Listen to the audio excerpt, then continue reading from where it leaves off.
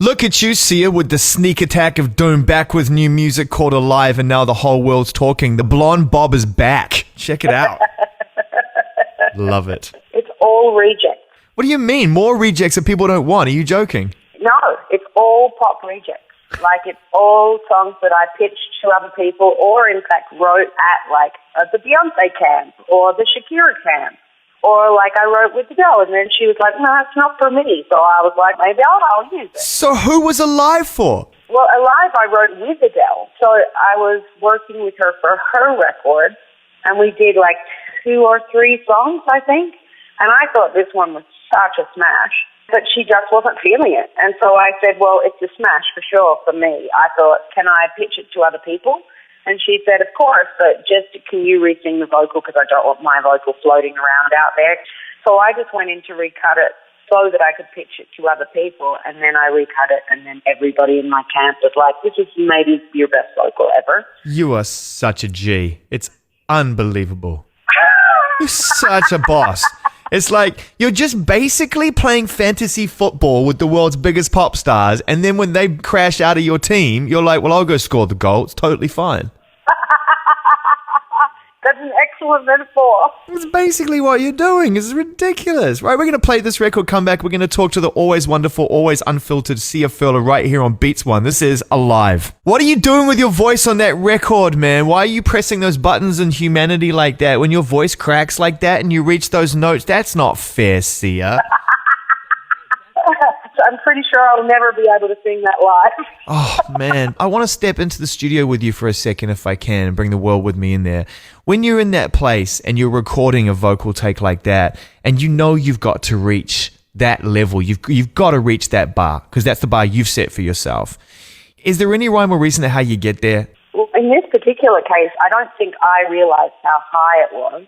I was just winging it. You know, all songs pretty much start lower than where they end up. So I'm just singing it through, really, and then I'm like, whoa. I'm like, whoa. I'm like, whoa, whoa, whoa. And then it's just like jumping off a building and just hoping that, you'll land on a soft veranda. I guess it was better because I wasn't really trying to be a good singer. I was just trying to get the song across. And then it turned out that it was kind of meant for me. I guess that's the way most of this works. When you hear your songs sung by you, it's hard to imagine, as much as you say that they've been pitched to other people and other artists, that anyone else could sing them. And I wonder that when you're writing these songs and you put your vocal take to them in order to convey the emotion in the right way to the artist so as to get the cut, whether or not sometimes, you pull back because it sounds so owned by you. I mean, this happened with Getter. This is what got you into trouble in the first place, is that you sang Titanium so well, he didn't want anybody else to do it. And so I think, how does, with the greatest of respect, 90% of the pop world stand up to a Sia demo vocal? That's my question. Well, that's very nice of you to say. But I definitely do, if I know I'm pitching it for either a broader audience, that it could be pitched to, say, 3 or 4 different pop stars, then I will sometimes use auto-tune on the vocal because it kind of decharacterizes the vocal. It's also how most of them are going to record it. Hey-oh, here he is. Watch out. Watch out. And then there's times I just do less now.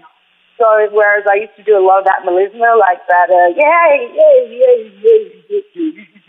don't do that as much. I'm like, nobody really wants to listen to that much wiggly business, A little bit of wiggly business is good, but too much wiggly business and it can be a bit boring. When you leave the songs on the table and the songs are being cut and that they're going to make it onto a record, I was once told when I got back into writing and producing with people that you have to really try and let go because there's just all you're faced with most of the time after you finish a cut is disappointment. Even if it gets put on the record, it's been manipulated and moved around or messed up by marketing or this or that so many times, it's just going to lead to ultimate disappointment.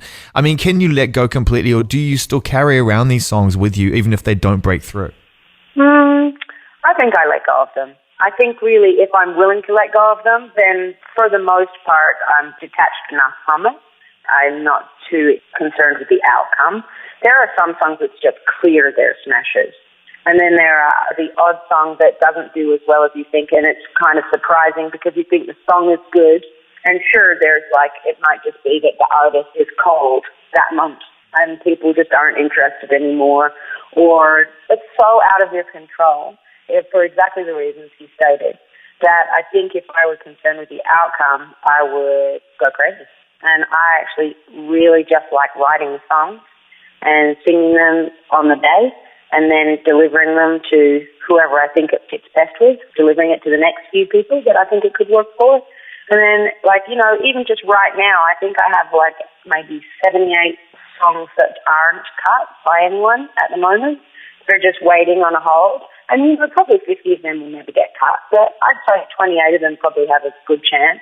And that's if I start giving them away to people who aren't the cream of the crop of the commercial pop world. And sometimes I'd rather not. Like, it's better business and better strategy to either very interesting artists or I'm going to write with twigs. Like, I don't normally write with artists anymore because it tends to dilute the process or just make it harder or take longer for me. And so it's easier for me to just write the songs and then pitch them. But, like, I think Twigs is really interesting artist, so I want to work with her. So you're going to work with her? Yes. We're going to get some crazy choruses. That's what we want to do because it's just insane that she needs to take over the world. I agree. There's something very unique and amazing about her. So occasionally I care about the outcome. Occasionally I don't. And there are times where I completely forgot that somebody even did a song that I wrote.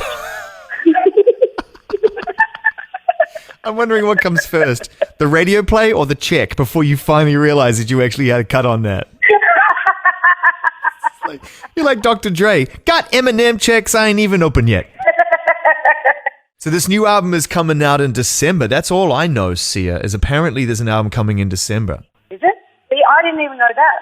I thought it was coming out in January. December is great. Okay, fine, we're going to do that thing. That's scary. That means I have a lot of Christmas competition. Yeah, I mean, Rod Stewart's Greatest Hits, always one of those every Christmas. So what else is in and amongst your own music which is coming? And I want to wrap up talking about that in a second. Just while we've got you on the line and you're being very open about collaboration, what do you know is coming? Like what projects do you think or you know you have cuts coming through on at the minute? Because your fans of your music will want to know who you're collaborating with. Sure. I think I have one on the next Rihanna album. I did have one on the Adele album and I was so excited. What's funny is that I wrote this one song and then I pitched it to Rihanna and then she took it. And then I had seller's remorse because I was attached to it and I regretted it. And then she gave it back to me and I was relieved. And then Adele heard it and then Adele asked if she could have it. And I thought, do I like the song or do I like $1 million? And I thought, Adele can sing the song. And then she cut it and it was so amazing. And I was really excited because I'm a huge fan of her voice. And so I was really excited. And then just recently, right after I cut Alive, the first single, which we wrote together, and decided that it was my first single, she dropped the song that I had seller's remorse on because everyone told her it sounded too much like a Sia song. And now I'm singing a song from my first single that everybody's going to say sounds like an Adele song. Because it does. That's too good. I'm like, yeah, it sounds like an Adele song. Because we wrote it together. Right. I mean, it's clearly a Sia chorus, but it's like so Adele in the pre-chorus. It's just like, I don't care because I just like singing. It's like that White Stripes song, I'm slowly turning into you. That's basically what it is. Because I can imagine when you're writing with people, you know, you have to adopt their emotional standpoint. You have to put yourself inside their life to get there. So there's a certain amount of chameleon-like behavior that has to occur, and that is the strength. That is the skill of writing with people. You know, when I choose to do sessions with the artist, one of the first questions I ask is, what is happening in your life right now? And then we try and write a song from their perspective. You have had huge amounts of success your way, and I haven't had a chance to congratulate you personally on the fact that, you know, you came out, you maintained your anonymity, you conquered the crazy, and you conquered the crazy world of pop and show business. And, you know, you did amazing things in that environment. You used mystery for you, and clearly it worked for you, or you wouldn't be going round again. It's crazy. I'm quite surprised. Everything I did was to sort of, in a way, protect my emotional sanity and my sobriety. And it's incredible to me that I won in a way that hadn't ever been done before.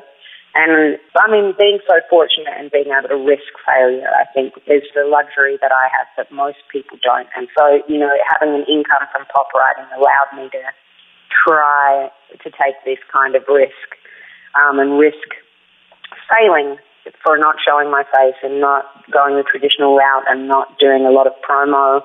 And I can't believe that it worked. I'm humbled. I can't believe that it worked.